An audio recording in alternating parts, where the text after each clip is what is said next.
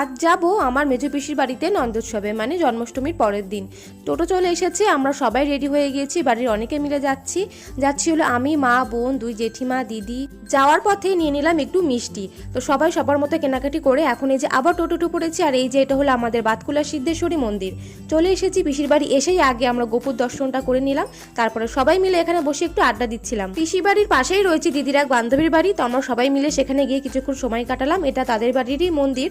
ফিরে এসে আমরা সবাই এই যে প্রসাদ নিয়ে নিলাম, ফল, খিচুড়ি, তরকারি, পায়েস। তারপর কিছুক্ষণ বসে আমরা এখন বাড়ি যাওয়ার জন্য রওনা দেবো। এই যে সবাই মিলে এসে হাই হ্যালো করছে তোমাদেরকে, সবাই বলছে যে আমাকে একটু নে, আমাকে একটু নে, সেজন্য সবাইকে দেখিয়ে দিলাম। এই যে এটা হলো আমার পিসি, আর এটা হচ্ছে আমার পিসা মশাই, আর এটা হচ্ছে আমাদের বৌদি মানে পিসির বৌমা। দাদাকে আর দেখাতে পারলাম না কারণ ও ব্যস্ত ছিল। সবাই মিলে এখন আমরা বেরিয়ে পড়েছি, আবার দেখছি গেটও পড়েছিল।